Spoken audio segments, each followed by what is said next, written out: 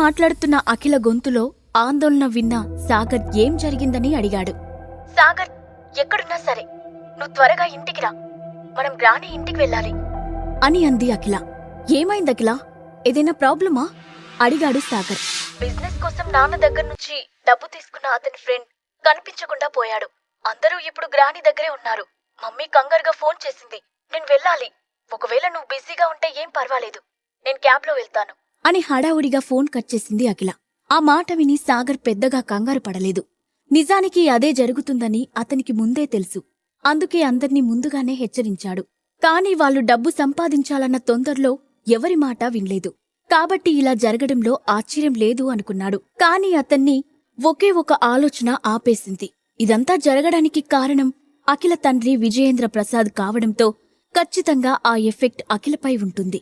దాని గురించి ఆలోచించిన అతను, అఖిల, కేవలం నీకోసమే ఆ కుటుంబానికి సహాయం చేస్తున్నాను. ఇదే మొదటిసారి, ఇదే చివరిసారి అనుకుంటూ తన మొబైల్ తీసి ఎవరికో కాల్ చేశాడు సాగర్. హలో సాగర్, చాలా రోజులకు కాల్ చేశావు. నీకు నేను గుర్తొచ్చానంటే తప్పకుండా ఏదో జరిగే ఉంటుంది అంటూ బద్రీనారాయణ గొంతు వినిపించింది. ఆ మాట విని సాగర్ చిన్నగా నవ్వి, నిజమే, ప్రస్తుతం నాకు నీ హెల్ప్ కావాలి అని అన్నాడు. తప్పకుండా చేస్తాను, విషయమేంటో చెప్పు.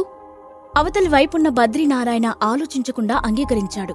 నువ్వు ముక్తా ఫ్యామిలీ దగ్గరకు వెళ్లి ఆ గ్రూప్తో కొలాబరేట్ అవ్వడానికి ఇంట్రెస్ట్ చూపిస్తున్నట్లు వాళ్లతో బిజినెస్ డీల్ మాట్లాడు అంటూ ఏం చేయాలో అతనికి వివరంగా చెప్పాడు సాగర్. బద్రీనారాయణ సాగర్ ఫ్రెండ్.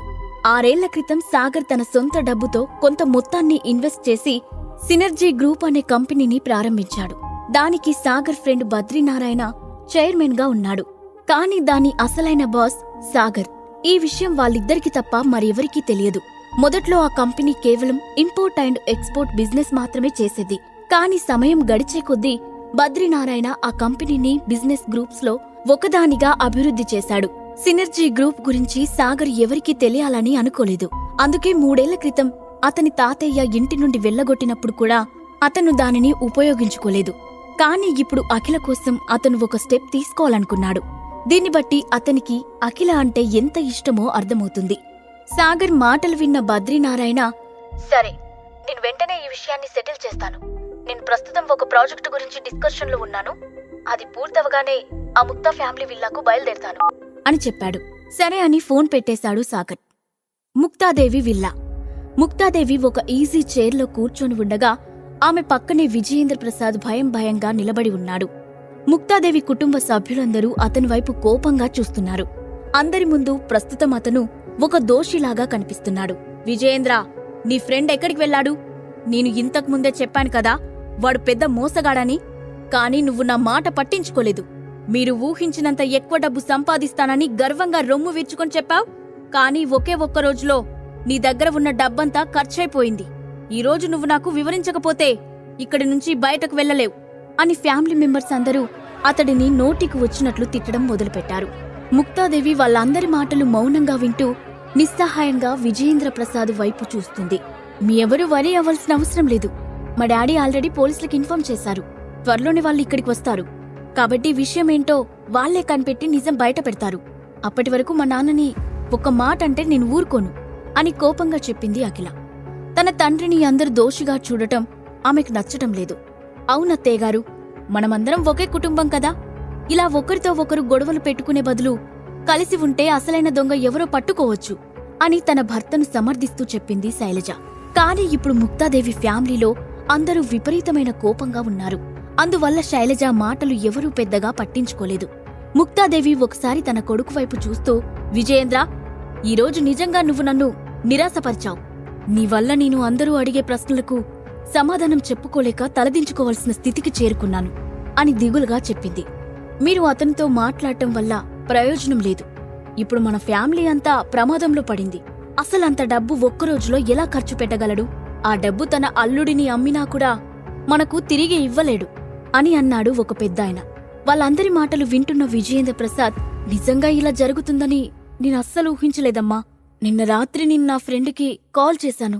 కానీ ఈరోజు ఎంత ట్రై చేసినా కానీ వాడి నెంబర్ రీచ్ అవ్వటం లేదు అని తల కిందకి దించుకొని చెప్పాడు. పెళ్లి చూపుల్లో అమ్మాయిలాగా తలదించుకోవడానికి సిగ్గులేదు? ఇంత వయసొచ్చినా కానీ నీకు కొంచెం కూడా బాధ్యత లేదు అని ఒక పెద్దాయన కోపంగా అడిగాడు. ముక్తాదేవి ఫ్యామిలీలో పెద్దలందరూ విజయేంద్ర ప్రసాద్ చెప్పేది నమ్మలేకపోతున్నారు. అతను ఎంత వివరించి చెప్పినా కాని వాళ్ళకి అతనిపై నమ్మకం కలగడం లేదు. ఇంతలో సడన్ గా ఒక పనివాడు అక్కడికి వచ్చి, అమ్మగారు, త్రివిక్రమరావు గారు, సర్వభూషణ్ గారు ఇక్కడికి వచ్చారండి అని చెప్పాడు. ఇప్పుడు వాళ్ళెందుకొచ్చారు అని ముక్తాదేవి సమాధానం చెప్పేలోపే కొంతమంది మనుషులు మెయిన్ హాల్లోకి దూసుకుంటూ వచ్చారు. త్రివిక్రమరావు కోపంగా ముక్తాదేవి వైపు చూస్తూ, ముక్తాదేవి గారు, ఇక నుంచి మన రెండు ఫ్యామిలీల మధ్య ఎలాంటి సంబంధం ఉండకూడదు. ఇక్కడితో మేము మీతో పూర్తిగా తెగతెంపులు చేసుకుంటున్నాం అని చెప్పాడు. ఆ మాటలు వినగానే ముక్తాదేవి కొంచెం ఆందోళన పడుతూ, కూర్చోండి రావుగారు, ఎందుకా కంగారు? అసలు ఇప్పుడేం జరిగిందని? మన రెండు కుటుంబాల మధ్య ఎంతో కాలంగా సన్నిహిత సంబంధాలున్నాయి. ఇప్పుడు అకస్మాత్తుగా ఏమి ఉపద్రవం వచ్చిందని మీరు ఇంత కోపం తెచ్చుకున్నారు అని అడిగింది. ఇంకా త్రివిక్రమరావు సమాధానం చెప్పకముందే సర్వభూషణ్ కూడా కోపంగా ఆమె వైపు చూస్తూ, ముక్తాదేవి గారు, మేమిక్కడ మీతో తీరిగ్గా కూర్చొని కాలక్షేపం చేయడానికి రాలేదు. మీ కుటుంబంలో ఒకరు దారుణంగా మోసగింపబడ్డారని, చాలా ఆస్తి నష్టపోయారని కూడా మాకు తెలిసింది. ఇక మీలాంటి నష్ట జాతకులతో పెట్టుకుని మా బిజినెస్ మొత్తం సర్వనాశనం చేసుకోలేం అని స్ట్రెయిట్ గా పాయింట్లోకి వస్తూ అన్నాడు. ఎంతో కాలంగా స్నేహంగా ఉన్న రెండు కుటుంబాలు తమతో ఇలా వాదనకు దిగడంతో ముక్తాదేవి ఏం సమాధానం చెప్పాలో తెలియక లోపల చాలా ఆందోళన పడింది. భూషణ్ గారు, ఇప్పటికే మీరు చాలా ఎక్కువ మాట్లాడారు. మీరు అనుకున్నట్లుగా మా కుటుంబం ఏం రోడ్డున పడలేదు. కాబట్టి మన వ్యాపార సంబంధానికి ఎటువంటి ఢోకా లేదు అని నేను ఖచ్చితంగా చెప్పగలను అని ఇంకా ఏదో చెప్పబోయింది ముక్తాదేవి. ఈ ప్రశ్నలకు సమాధానం తెలుసుకోవాలంటే నెక్స్ట్ ఎపిసోడ్ వినాల్సిందే.